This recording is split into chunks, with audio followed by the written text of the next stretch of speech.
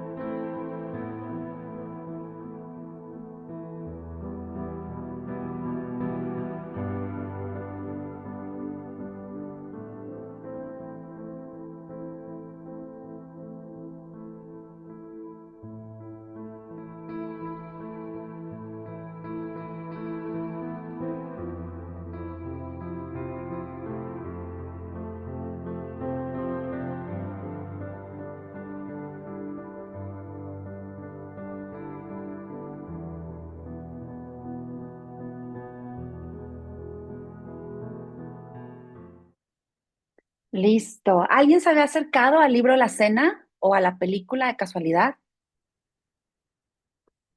¿No? Perfecto. Les dejé breves textos. Pues, ¿qué pasa? Es una reunión, es una cena. Está ocurriendo diferentes tiempos, ¿no? El aperitivo, el plato fuerte, el digestivo y la propina. Durante esos tiempos se reúnen dos parejas y están en Ámsterdam discutiendo un tema o fingiendo felicidad. Entonces, sobre eso vamos a platicar.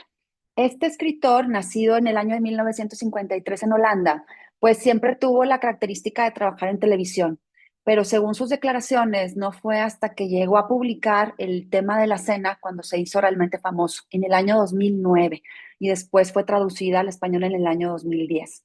Transcurre, como les decía, con dos parejas. La primera pareja se llama el señor Paul, es un profesor de historia, y su esposa Claire. Ellos tienen un hijo de 15 años que se llama Mitchell. Y la segunda pareja es el señor Serge, que postula un puesto importante. Se está postulando para ser candidato primer ministro de su país y equivale a ser el hermano de Paul. Paul y Serge son hermanos. La esposa de Serge se llama Babette y el hijo también de 15 años de esta segunda pareja se llama Rick. ¿Sí? Vamos a tener un narrador, una voz del hombre de Paul, el maestro de historia, hermano de Serge, el que va a ir dándonos todo el panorama, como esa cámara cinematográfica nos va a ir diciendo qué está ocurriendo, qué está pasando con algunos pequeños diálogos, ¿sí? Mientras saborean, como decía ahí el video, mientras saborean el aperitivo, y charlan con despreocupación sobre la última película de moda, los planes de vacaciones, de repente se van a encontrar en una espada, entre la espada y la pared. Van a tener que afrontar un tema difícil que inmiscuye a sus dos hijos, a Mitchell y a Rick, que son primos, ¿sí? Temas que vamos a abordar en el cierre de cada sesión que nos veamos, pues bueno, es un trampolín para debatir el tema de la ética, qué harías tú en caso de, el tema de racismo, la indiferencia, cómo te comportas cuando la ira te bombardea tu cuerpo o cuando la adrenalina por ser joven te hace cometer actos que no crees capaz que puedan ocurrir, pero sí ocurren. O sea, está basada en un hecho real que ocurrió en Barcelona y eso detona la historia a la cual el escritor dice, de aquí voy, de aquí voy, de aquí me voy a anclar y de aquí voy a sacar mi novela La Cena. Entonces, pues si gustan, comenzamos, prepárense, tienen bebida rica, algo para degustar, pues vamos a ver como estilo La Cena, a ver en qué platillo vamos a ir cayendo. En la portada del libro sale, lo tengo en digital porque le tengo que aumentar mucho la letra ahorita que estoy leyendo un poco mal. Esta es la portada, sale una langosta a punto de ser sumergida, que no se ve la cacerola, pero se sumerge, ya saben, hirviendo en agua caliente y para después comérsela. Y como les decía, es de Herman Koch, un autor holandés. Dice, ¿hasta dónde es capaz de llegar un padre para encubrir a un hijo que comete un delito?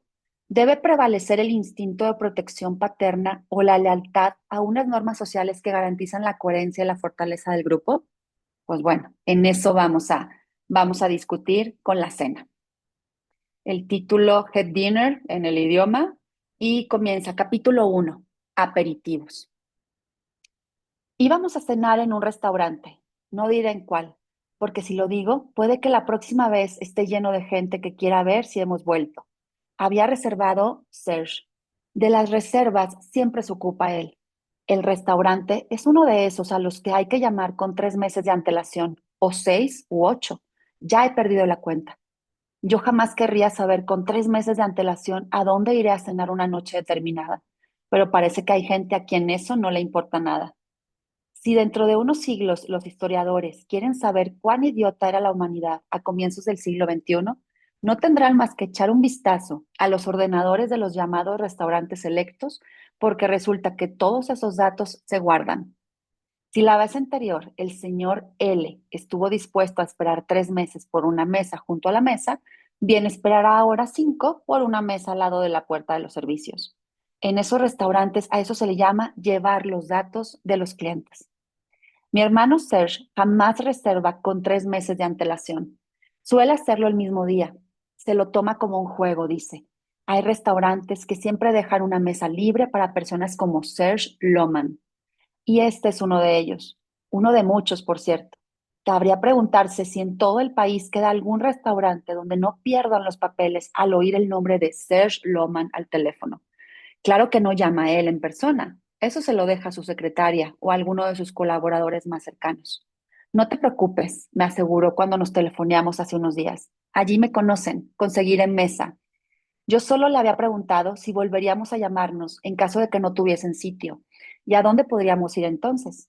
Su voz al otro lado de la línea tenía cierto tono compasivo. Casi me pareció ver cómo negaba con la cabeza. Un juego de él. Si había algo que no me apetecía esa noche, era estar presente cuando el propietario del restaurante de turno saliese a recibir a mi hermano Serge Loman, como si de un viejo conocido se tratase. Ver cómo una camarera lo conducía hasta la mejor mesa junto al jardín y cómo Serge simulaba que todo aquello no tenía la menor importancia, que en el fondo seguía siendo el mismo chico corriente de siempre y que por eso se sentía tan a gusto entre la gente corriente. Así que le dije que nos encontraríamos directamente en el restaurante en vez de quedar en el bar de la esquina, como había propuesto él. Era un bar frecuentado también por mucha gente corriente. Ver a mi hermano Serge Loman entrando en aquel local con aires de tipo corriente y una sonrisa que venía a decir que los demás, personas corrientes, debían seguir charlando, como si tal cosa tampoco me apetecía nada esa noche. El restaurante nos queda bastante cerca de casa, de modo que fuimos andando. Pasamos por delante del bar en el que yo no había querido encontrarme con Serge. Llevaba el brazo alrededor de la cintura de mi esposa y ella la mano por debajo de mi americana. En la fachada del bar resplandecía el cálido letrero luminoso rojo y blanco de la cerveza que servían en el interior. Llegamos demasiado pronto, comenté, o mejor dicho, si vamos ahora al restaurante llegaremos puntuales. Debo dejar de llamarla mi esposa. Ella se llama Claire. Sus padres le pusieron Mary Claire, pero de mayor se negó a llamarse igual que una revista. A veces la llamo Mary por incordiarla, pero casi nunca me refiero a ella como mi esposa. Solo muy de vez en cuando, en ocasiones formales, como en este momento mi esposa no puede ponerse al teléfono o pues mi esposa está segura de haber reservado más habitaciones junto al mar, etcétera. En veladas como esa, Claire y yo valoramos mucho los momentos en que aún estamos solos. Es como si todavía fuese posible, como si lo de haber quedado para cenar fuese una simple confusión y en realidad solo hubiésemos salido a dar una vuelta nosotros dos. Si tuviese que dar una definición de la felicidad, diría lo siguiente. La felicidad se basta a sí misma, no necesita testigos. Todas las familias felices se parecen entre sí, pero cada familia desdichada ofrece un carácter peculiar. Reza la primera frase de Ana Karenina de Tolstoy. Solo me atrevería a añadir que las familias desdichadas y sobre todo los matrimonios desdichados nunca pueden estar solos. Cuantos más testigos tengan, mejor. Perdón. La desdicha busca siempre compañía. La desdicha no soporta el silencio, sobre todo los silencios incómodos que se producen cuando se está a solas. Así pues, Claire y yo nos sonreímos en el bar cuando nos trajeron las cervezas, a sabiendas de que nos esperaba una larga velada en compañía del matrimonio Loman, de que ese era el mejor momento de la noche y que a partir de entonces las cosas solo podrían ir peor. No me apetecía cenar en un restaurante, la verdad. Nunca me apetece. Una cita en los próximos días, en la antesala del infierno, la noche en cuestión, el infierno mismo. Empieza ya de buena mañana delante del espejo con el ¿qué me pongo? ¿Me afeito o no? A fin de cuentas, todo eso dice mucho de uno, tanto unos vaqueros salpicados de rotos y manchas como una camisa bien planchada. Si vas con barba de un día, es que has sido demasiado perezoso para afeitarte. Con barba de 2 días, te preguntan infaliblemente si la susodicha barba de 2 días forma parte de tu nueva imagen. Y con barba de 3 días, estás a un paso de la degradación total. ¿Va todo bien? ¿No estarás enfermo? Hagas lo que hagas, no eres libre. Afeitarse también es una declaración. Salta a la vista que la cena te parece tan importante que te has tomado incluso la molestia de afeitarte, piensan los demás. En realidad, si te afeitas, es como si ya te hubiesen metido el primer gol. Además, en ocasiones, esta siempre tengo a Claire para recordarme que no se trata de una velada cualquiera. Claire, mi esposa, es más lista que yo. No lo digo como una reflexión feminista barata, ni para caer bien a las mujeres. Jamás me oirán afirmar que las mujeres en general son más listas que los hombres, o más sensibles e intuitivas, o que aprovechan todas las oportunidades que les brinda la vida, ni otras sandeces por el estilo, que dicho sea de paso, se oyen más en boca de hombres presuntamente sensibles que de las propias mujeres. Claire es sencillamente más lista que yo. Y para ser sincero, añadiré que me costó algún tiempo admitirlo. Es cierto que ya durante los primeros años de nuestra relación me parecía inteligente, pero le atribuía una inteligencia normal, el grado de inteligencia que cabía esperar en la mujer que saliera conmigo. Al fin y al cabo, yo no habría aguantado ni un mes con una tonta, ¿no? El caso es que Claire resultó tan inteligente que al cabo de un mes seguía con ella, y ahora, casi 20 años después, también. Bien, quedamos pues que Claire es maldita que yo, pero en ocasiones como esta siempre me pido mi opinión sobre lo que debe ponerse, qué pendientes le sientan mejor, si se recoge el pelo o no. Los pendientes son para las mujeres lo que el afeitado para los hombres. Cuanto más grandes, más importantes y festivas la noche. Claire tiene unos pendientes para cada ocasión.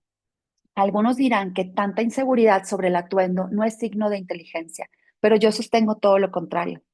Es justamente la tonta la que cree que después que puede arreglárselas sola. ¿Qué sabrá un hombre de esas cosas? Pensaría la tonta, y acto seguido erraría la elección. Alguna vez he intentado imaginarme si Babette, la esposa de Serge, pregunta una vez si le parece bien el vestido que se ha puesto, o si no lleva el pelo demasiado largo, o qué le parecen los zapatos. ¿No son algo bajos? O al contrario, tienen demasiado tacón, pero en esa imagen hay algo en falla, algo que no cuadra. No, vas bien así, le oigo decir a Serge con aire ausente, sin poner los 5 sentidos. En realidad le interesa bien poco y además, aunque su mujer llevara el vestido inadecuado, los hombres se volverían a mirarla igualmente. A ella todo le sienta bien. ¿De qué se queja? No era un bar de diseño, ni se veían tipos a la última. Michelle diría que no molaba, mi hijo Michelle. La inmensa mayoría eran personas corrientes en ese bar, ni muy mayores ni muy jóvenes. Había un poco de todo, pero básicamente gente corriente, como debería ser en todos los bares. Estaba lleno. Claire y yo estábamos junto a la puerta del servicio de caballeros, pegados el uno al otro.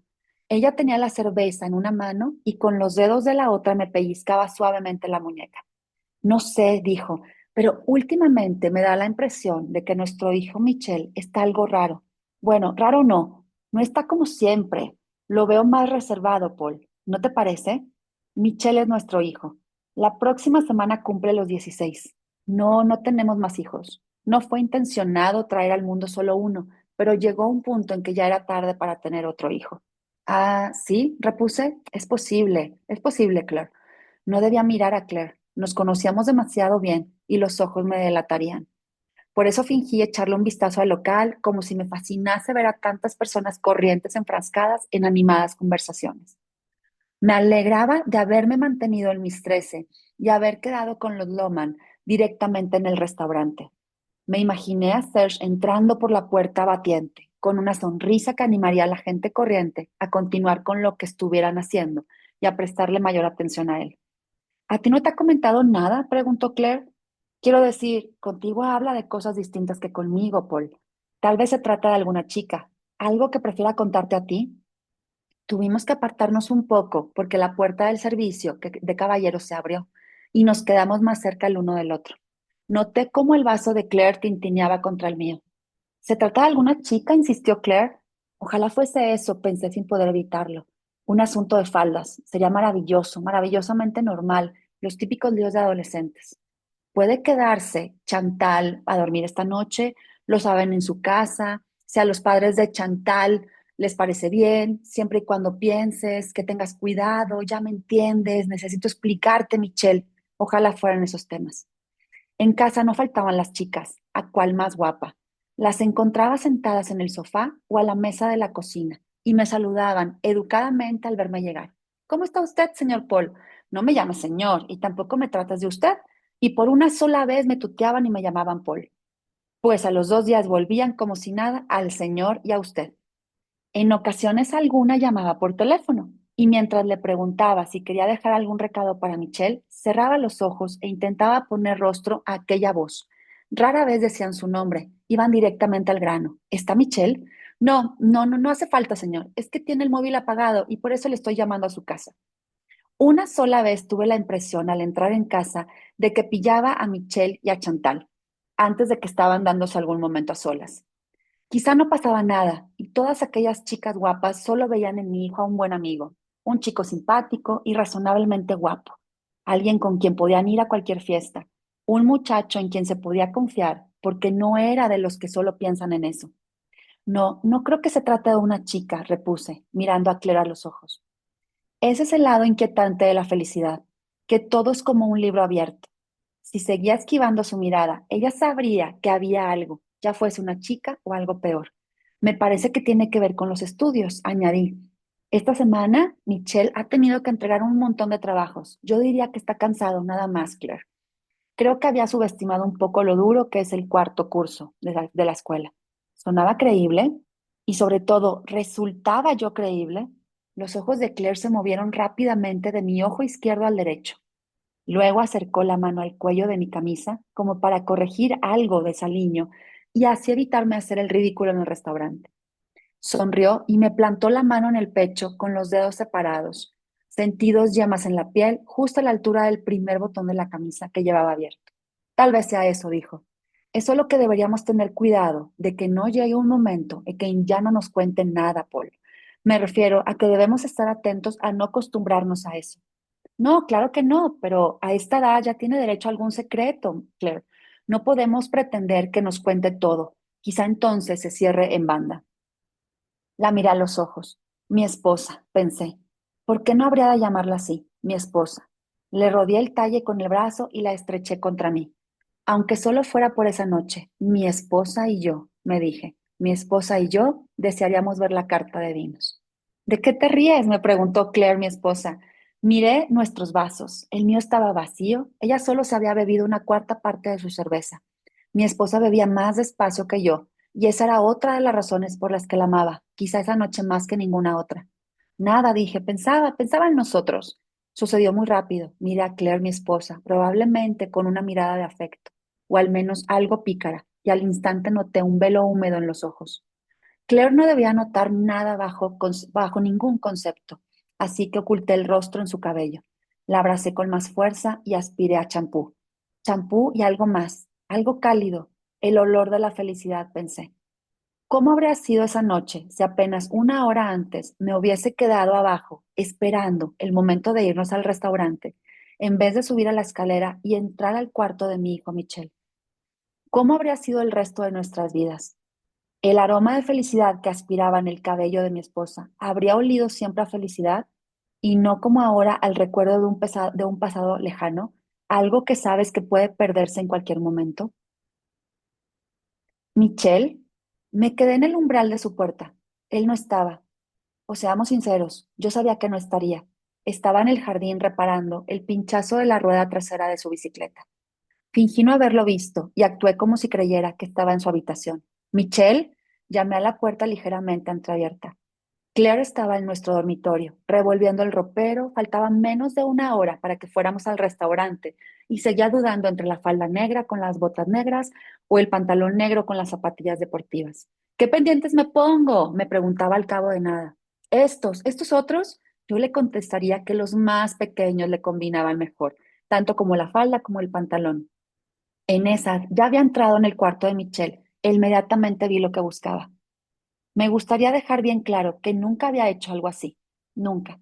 Si Michelle estaba chateando con el ordenador, yo me situaba siempre a su lado, medio de espaldas al escritorio para no ver la pantalla. Quería que notara en mi actitud que no tenía intención de espiarlo o leer disimuladamente por encima de su hombro lo que acababa de escribir. A veces sonaba el tono aflautado de su móvil, indicando, ay, perdónenme, se me cerró.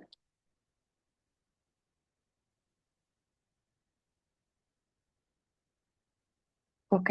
Quería que notara en mi actitud que no tenía intención de espiarlo o leer disimuladamente por encima de su hombro lo que acababa de escribir. A veces sonaba el tono aflautado de su móvil, indicando que había recibido un mensaje.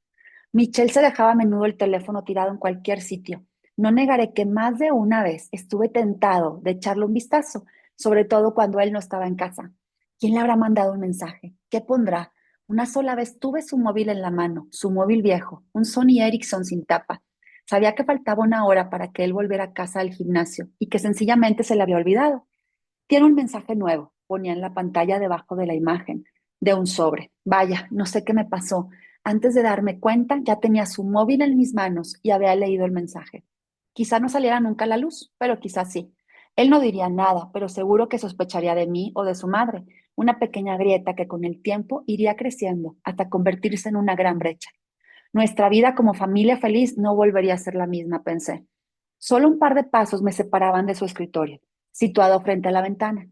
Si me hubiera asomado un poco, lo habría visto a él en el jardín, reparando ese pinchazo en la terraza, delante de la puerta de la cocina.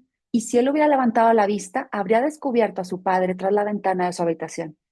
Entonces cogí su móvil, un flamante Samsung negro, de encima del escritorio y levanté la tapa. No sabía su PIN, así que si lo tenía apagado no habría nada que hacer.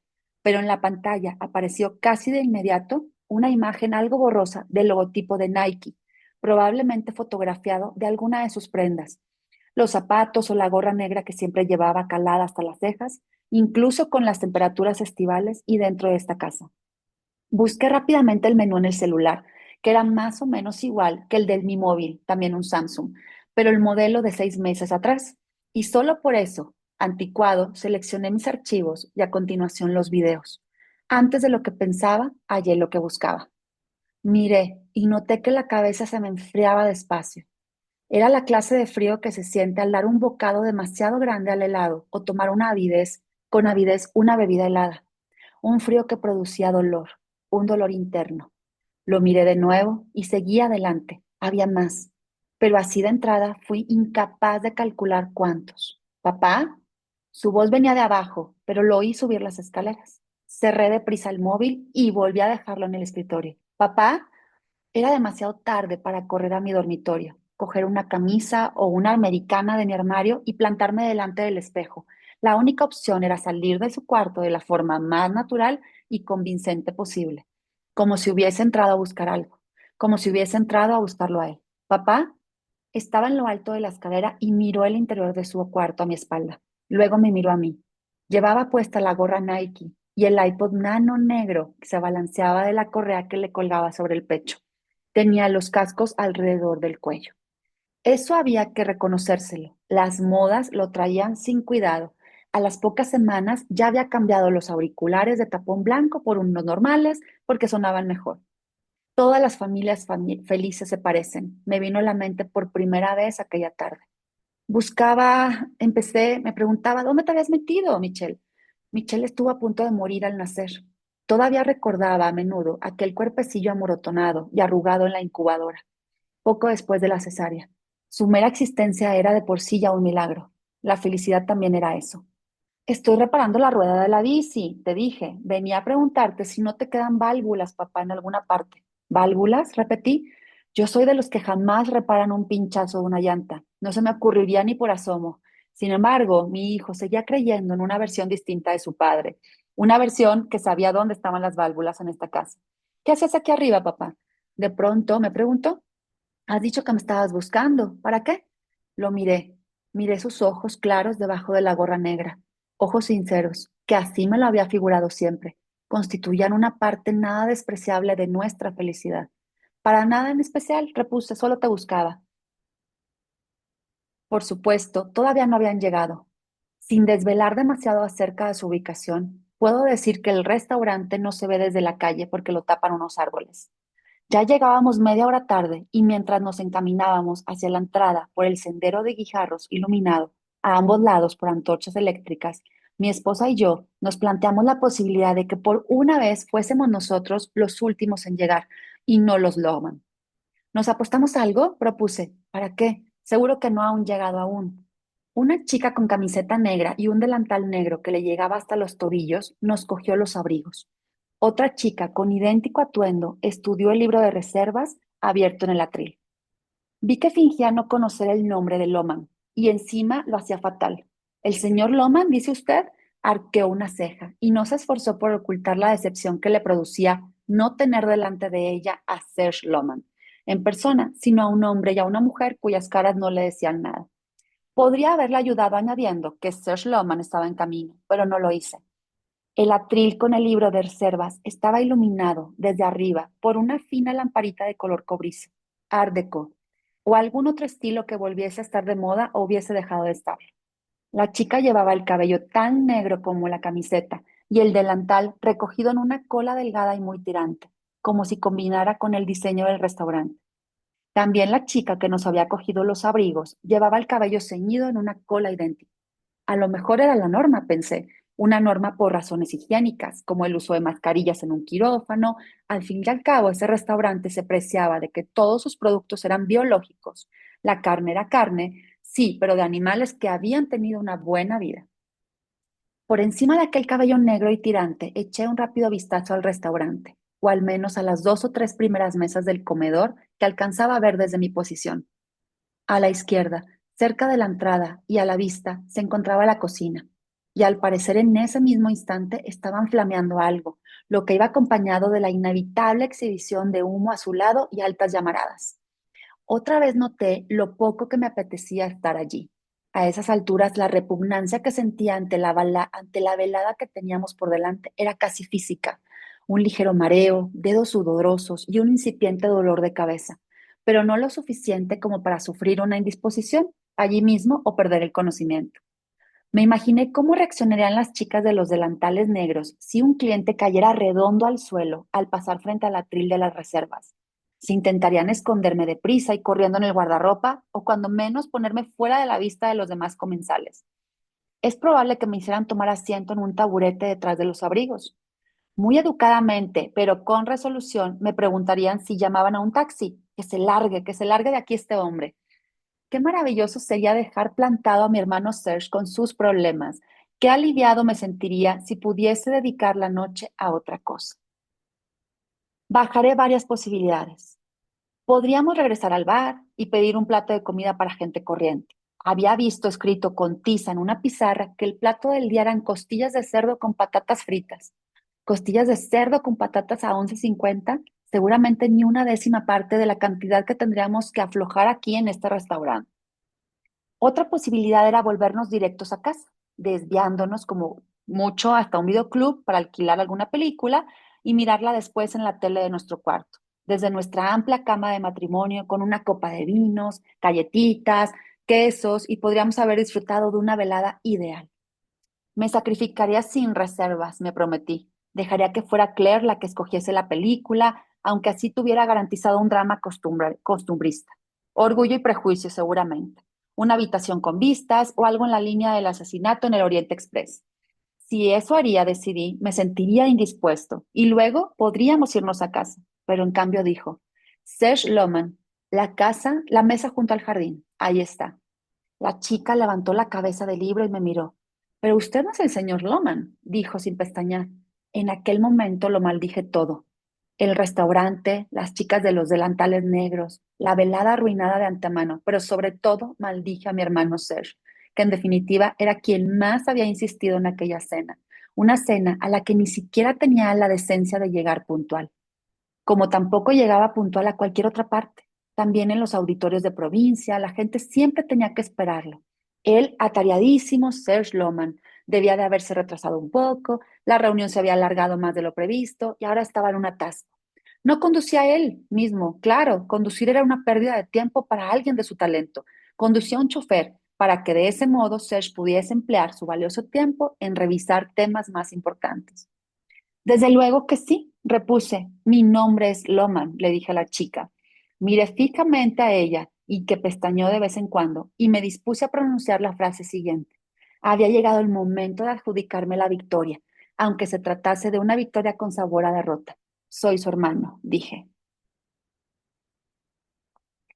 Hoy el aperitivo de la casa es champán rosado. El maître o el encargado, el director del local o el anfitrión en jefe de comedor o como se llama el tipo en cuestión, me dijo eso. Tenía una voz suave, demasiado suave, que apenas se elevaba por encima del rumor del comedor. La acústica era mala. Nos habíamos dado cuenta al sentarnos a nuestra mesa junto al jardín. Había acertado. Teníamos que hablar más alto de lo normal o de lo contrario, las palabras saldrían volando hacia el techo acristalado, mucho más alto que en otros restaurantes. Absurdamente alto, podría decirse, de no ser porque la altura estaba estrechamente relacionada con la anterior función del edificio. Me parecía haber leído en alguna parte que había sido una fábrica de leche o una estación de bombeo de alcantarillas. El capitán señalaba con el meñique algo que había sobre nuestra mesa. El cirio, pensé al principio, en lugar de una vela o varias, todas las mesas tenían un cirio, pero al meñique apuntaba al platito de aceitunas, que al parecer él mismo acababa de dejar allí. O al menos yo no recordaba haberlo visto cuando retiró las sillas para que nos sentásemos. ¿Cuándo había puesto aquel platito? Me invadió una fugaz pero intensa sensación de pánico. Últimamente me sucedía cada vez más a menudo que de pronto desaparecieran jirones, retazos de tiempo, instantes vacíos durante los que al parecer mi mente estaba en otra parte. Aceitunas griegas del Peloponeso, ligeramente aliñadas con la primera cosecha de aceite de oliva virgen del norte de Cerdeña y rematadas con romero. Mientras pronunciaba todas esas frases, el capitán se había inclinado un poco más hacia nuestra mesa, pero aún así sus palabras apenas eran inteligibles. De hecho, el final de la frase se perdió por completo, de modo que no se nos reveló el origen del romero. Bueno, a mí me tenía sin cuidado que se me privara de aquella información. Por mí, como si el romero procedía de la región de Árdenas, pero no hacía falta tanto rollo por un simple platito de olivas, y no me dio la gana de que se saliera con la suya por las buenas. Y encima lo del meñique. ¿Por qué señalaba con el meñique? ¿Era más elegante? ¿Hacía juego con el traje de rayitas azules? ¿O es que el hombre tenía algo que ocultar? No había forma de verle los otros dedos. No, los tenía todos el rato doblados hacia la palma y quedaban fuera de la vista. Quizá tuviese algún esema o síntomas de alguna enfermedad incurable. ¿Rematadas? Sí, rematadas con romero. Rematadas con romero quiere decir... Sé lo que quiere decir, repliqué secamente, y quizá demasiado alto, pues el hombre y la mujer de la mesa de al lado interrumpieron su conversación y nos miraron. Un hombre con una barba enorme que casi se cubría toda la cara y una mujer demasiado joven para él, que debía de rondar los 30. Su segunda esposa, pensé, o un ligue de una noche. al que intenta impresionar trayéndola a un restaurante como es.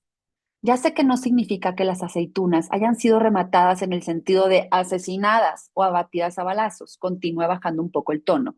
Con el rabillo del ojo, vi que Claire había desviado la cabeza y miraba hacia afuera.